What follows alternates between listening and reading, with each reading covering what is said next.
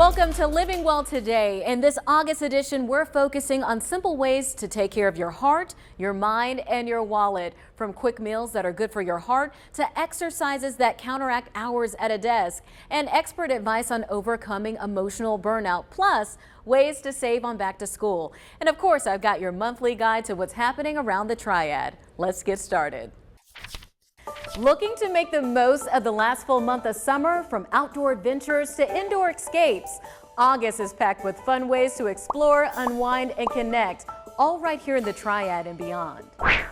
Get back to nature at the Piedmont Environmental Center in High Point. With more than 6 miles of trails, plus environmental programs for all ages, it's the perfect place to unplug, explore, and learn something new in the great outdoors. If the heat had you heading indoors, the Callidium in Winston-Salem is the perfect spot to learn and play, with hands-on exhibits blending science, art, and technology.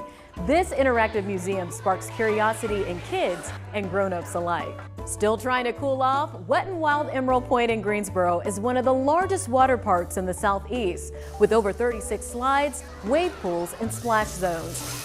It is the ultimate summer destination for thrill seekers and chill seekers alike. Want to beat the heat with a little Broadway magic or live music? Head to the Stephen Tanger Center for the Performing Arts in downtown Greensboro. You'll find everything from comedy shows to full-scale theatrical productions in a stunning state-of-the-art venue. For something a little wild, take a trip to Liberty Acres Animal Haven and Equine Rescue in Liberty, North Carolina. A 100-acre animal haven where you can see zebras, lemurs, kangaroos, and more. It's part zoo, part rescue, and all fun for families with love for animals. Explore the rich cultural roots of the Gate City with the African American History Walking Tour in Greensboro. You'll visit historic landmarks like the Magnolia House and Bennett College while learning powerful stories from the past that helped shape the future. If you're up for a scenic day trip, lace up your hiking boots and head to Pilot Mountain or Grandfather Mountain. These two iconic North Carolina destinations offer breathtaking views, rugged trails, and plenty of fresh mountain air. And for a charming throwback, visit Mount Airy, also known as Mayberry, the hometown of Andy Griffith. Take a squad car tour, stop by the Andy Griffith Playhouse, or snap a photo at the Mayberry Jail. It's a nostalgic step back in time. If you're interested in checking out any of these local attractions or want to plan your next weekend adventure, just scan the QR code on your screen. It will take you straight to our website. There you will find more details and direct links to everything that we mentioned.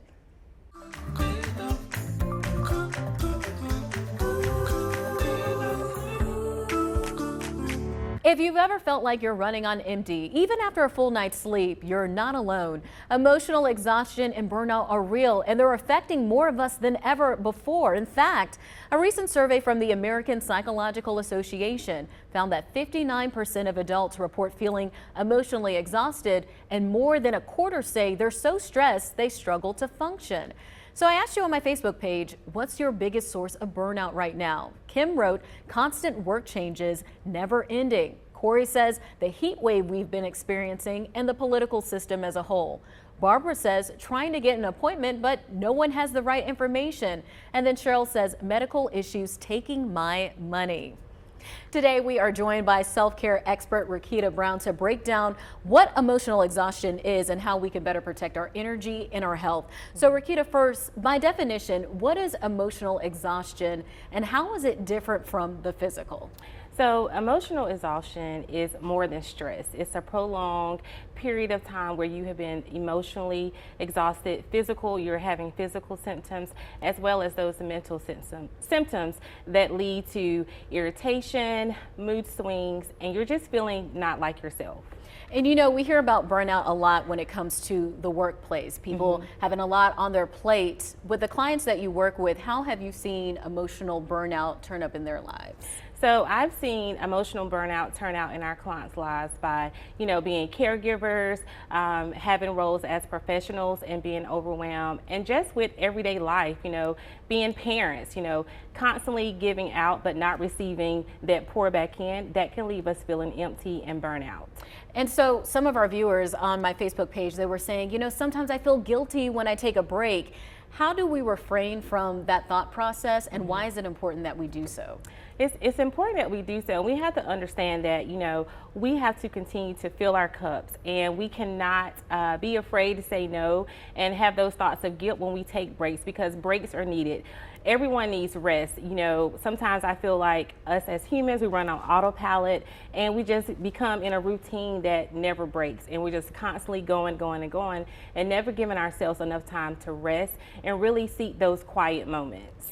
When it comes to social media, we always see reports about how it's impacting our mental health. People are scrolling for hours at a time, me included. How can that impact our emotional endurance and, just this feeling of needing to be on all the time? It really, social media really does have an impact on our mental health, because sometimes you are up there for times at an hour. We may get on feeling good about ourselves, but once we start looking at people's stories and the feeds and just the news that's going on, we can log off feeling drained and more empty, and maybe even anxious and feeling overwhelmed, because we are, one, comparing ourselves to other people at different journeys in their lives and really not knowing the whole full story. And so it's important to take those social media breaks and to know how to set limits when you are logging on to check different things. So just being mindful and aware of what you are constantly consuming. That social media is a big one. I always tell people it's a highlight reel. It is. It's a highlight reel, and we have to remember that our own real lives are important. So what are you doing offline to bring yourself joy versus just, maybe connecting online all the time? And lastly, for those who are watching us today, what are a few simple things that they can do to refill their emotional tank? Absolutely. I would say really just being honest with yourself and acknowledging what you are and how you're feeling, and putting a label to that, not being afraid to say, maybe I'm struggling in this area of my life. So the first step is really just to acknowledge where you are, and then taking those moments for quiet time and rest so you can pour back into yourself. And again, not feeling guilty about taking a break from whether that's friend commitments or family commitments, but just really finding time to have those quiet moments and just take care of yourself. All right, awesome. Thank you so much. This was some great insight. And for those at home, if you're feeling burned out, give yourself permission to slow down. Yes.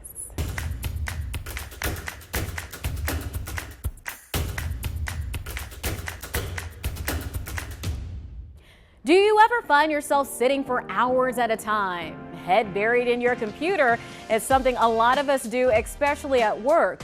Research shows just 15 to 30 minutes of extra movement a day can help offset the damage of sitting for too long. Coach Lynch Hunt is the owner of AWOL Fitness. He is a transformation specialist and a life coach, and he's here with us today to show us some movement to help combat that long sitting. So good day. Thanks for joining us. Great day, and thanks for having me. Absolutely. So first, Coach, research actually shows that sitting for too long can actually increase your risk of heart disease and even can shorten your lifespan. Why is it so important for us to be moving throughout the day? Well, first of all, research shows correct, and it's because we limit our circulation when we stop.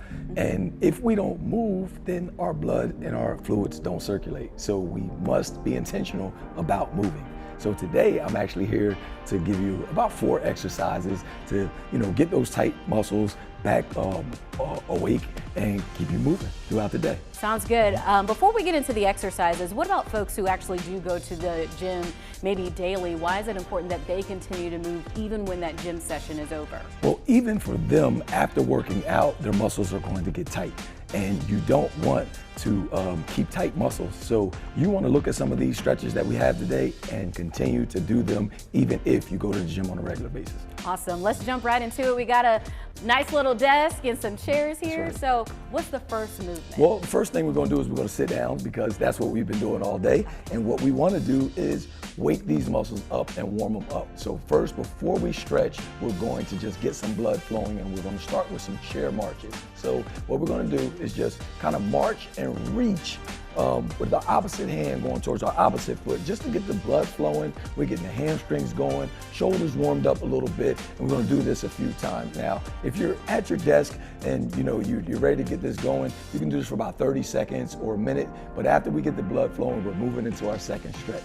All right? Okay. Our second stretch here, okay, you can relax. Our second stretch here is going to be the figure 4 stretch, okay? So we'll take our ankle, put it over our knee right here, and all we're going to do is just gently lean forward and we're going to wake up. Did you feel that right there? did. Yeah, Woo. you're going to wake up those glutes, the piriformis, even the sciatic nerve right there. It just says, let's loosen some of this tension of what we got going on. And as you're holding it here, you just want to keep slightly leaning forward to stretch, and then you'll, change legs and do the other side. Okay. All right, the next move, let's try the other leg with the next move here so that we can get a little stretch on both sides. We're gonna do what we call the pigeon twist. So you'll take that leg, cross it over again, but your knee will be up a little bit higher, and then you'll just twist to the opposite side here, Coach. towards your knee. This is great. I've been sitting a lot today, so this is amazing. It's perfect right here. Here you're adding in a little bit of your upper and middle back, and then you're also waking up, like I said, that piriformis and that sciatic nerve again. So you can go ahead and relax. But you'll do that a couple of times on both sides, and that'll keep all those things activated and moving.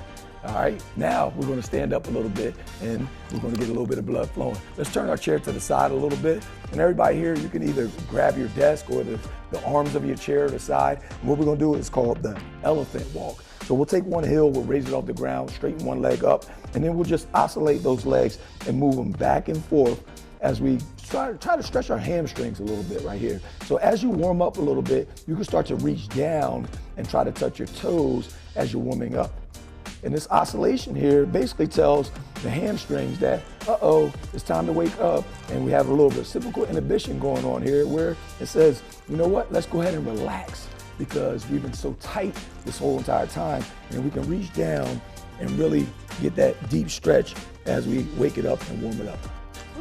That's a pretty good one, right? That was a great one. Yep, it's a great Simple, one. too. Now that we're up and we're moving, we got some blood flowing, we're gonna sit back in our chair and we're gonna put our bands around our ankles to really activate those glutes. So I'll give you this light one right here real quick, and I'll take the other light one. Once we put them around our ankles, we're just gonna take a few steps in each direction. There we go. Let's get it around there. Okay. We'll take about a hip width to shoulder width stance apart. And we're going to take a few steps in this direction first. There you go. And be sure that you don't close your feet all the way so that you can keep tension on the muscles. So you have adduction and adduction of the hip muscles here, and it's activating those glutes, and you're waking up everything. A few times, 30 seconds, a minute, your glutes will be on fire, and guess what it's going to say? Ooh. Lower back, we got some help here. All right? And these bands, you can pretty much get them from any major retail store. That's correct. Awesome. Before we go, what are some other things people can implement throughout the day just to make sure that they're constantly moving?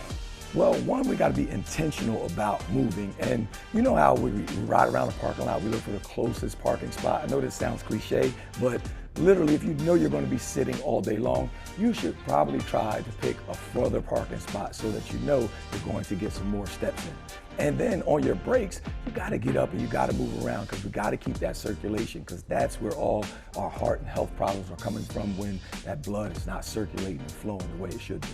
Coach Lynch, this was awesome. I definitely learned a lot, and we didn't even have to break a sweat to get moving. If you're interested in incorporating these movements into your routine, we'll have them posted on our website. Looking to stretch your back-to-school budget? Back-to-school shopping can get expensive fast, but there are smart ways to save without cutting corners. From school supplies and clothes to tech and dorm gear, knowing when and how to shop can make a big difference. One trend gaining traffic, price-checking apps and browser extensions that help you find deals in real time. Honey and Retail Me Not can scan the web for coupons while you shop online. And if you're heading in the store, Flip helps you compare circulars and local deals by zip code. So whether you're shopping online or in line, there's always a smarter way to save. Another way to save on back-to-school shopping, thrifting. Goodwill is seeing more families turn to secondhand shopping to stretch their budgets without sacrificing style or quality. I went to check it out. I'm here at Goodwill with just $20 in my pocket to see how far it will stretch for back to school, clothes, shoes, maybe even a backpack. Let's see what we can find. Goodwill is known for deals, but I wanted to see how much value you can really walk out with. We have so many different items for back to school. We have you covered from your jackets, your shorts, your jeans, all the way to your backpacks, lunch boxes, water bottles. Spider-Man, all the kids like superheroes. Boys and girls shirts for $2.99 and jeans for just under $4. I even found some name brands and new with tag items. There are so many items when you walk in here. What's a go-to strategy you would suggest? One thing that I always try to think of is have a couple of looks in mind and try to find those certain items. I think one thing that people forget about for our locations is that we have all seasons available. So right now it's still really hot when kids are going back to school in August. So you don't really necessarily want to be buying a sweater or a jacket. And we still have those nice short sleeve tank tops that kids can bring to school. So come with a strategy, come with an open mind, and come with a lot of time and just kind of see what you can find. So here's what I was able to get for just $20. We have a pair of jeans, a shirt, a backpack, shoes, and even a water bottle. And get this, I still had 5 cents left over. While most come for clothes, college students can find big ticket items too, like mattresses and dorm-ready decor. How does shopping at the Goodwill help with your mission and help the community? Yeah, so not only is shopping secondhand a really easy way to help support your environment and keep items out of landfills, but 85 cents of every dollar spent in our stores goes back to our mission, which is improving lives and enriching communities through the power of work. But what that really means is that when you shop with us, you're helping fund job training programs that we give to people in our community at low cost and no cost. From classroom outfits to community impact, a trip to Goodwill gives back in more ways than one.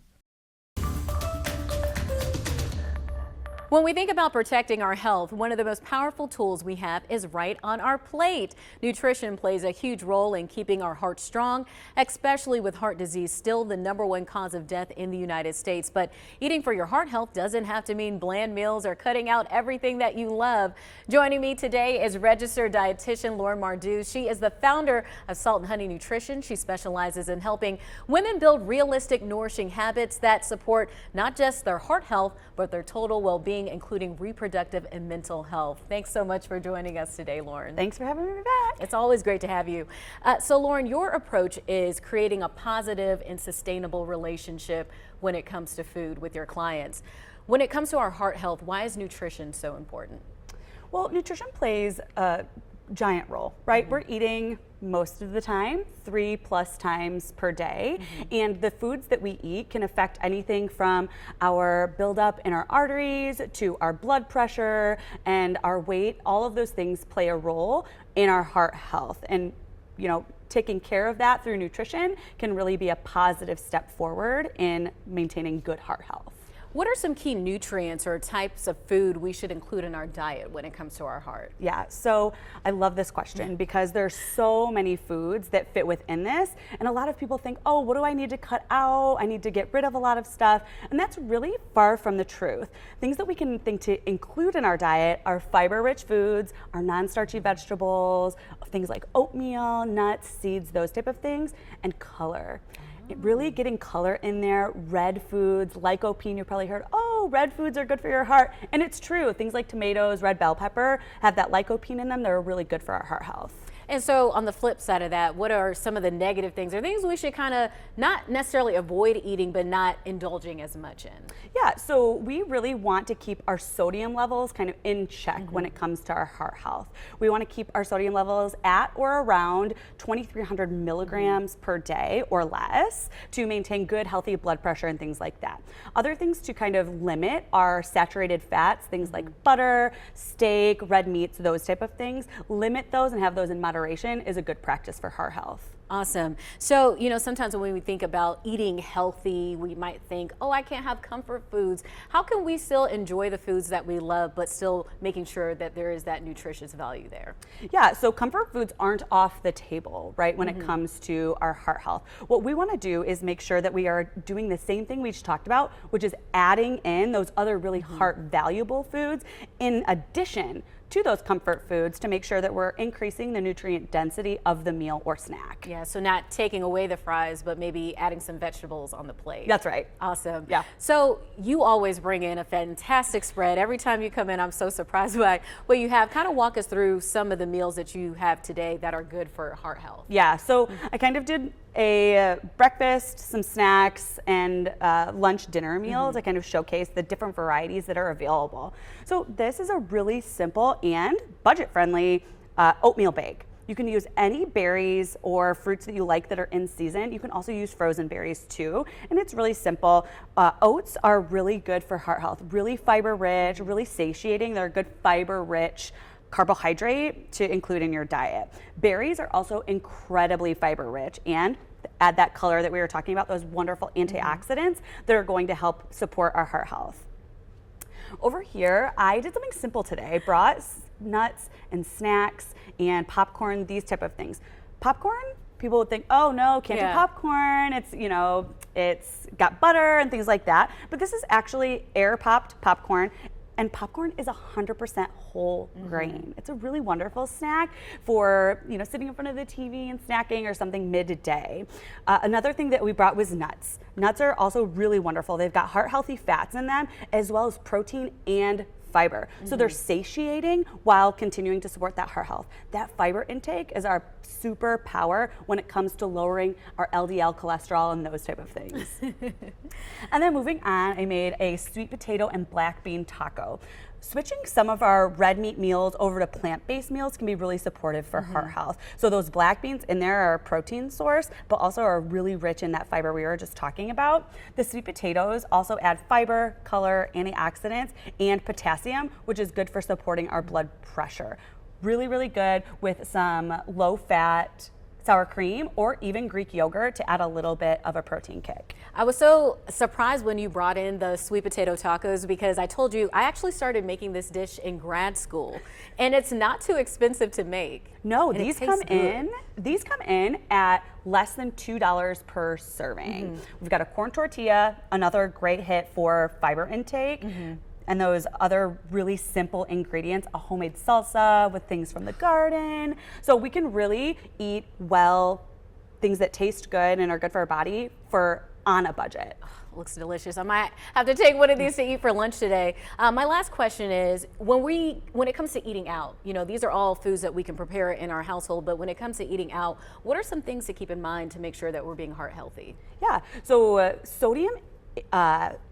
sodium is really increased when we're dining out. So choosing foods that have a lower sodium content, maybe choosing a side salad instead of the prepared fries that come with the meal, or choosing something that has a little less saturated fat content, maybe choosing a salmon that's got those omega-3s in it that are good for lowering inflammation over the steak or something of the like. Okay.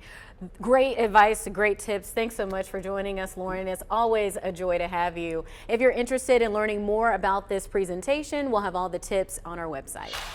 That's going to do it for this episode of Living Well Today. Hope you found something to spark joy, support your wellness, or inspire a little adventure this month. Be sure to follow me on social media for more local stories, helpful tips, and ways to make the most of each day. Thanks for watching. I'll see you next time.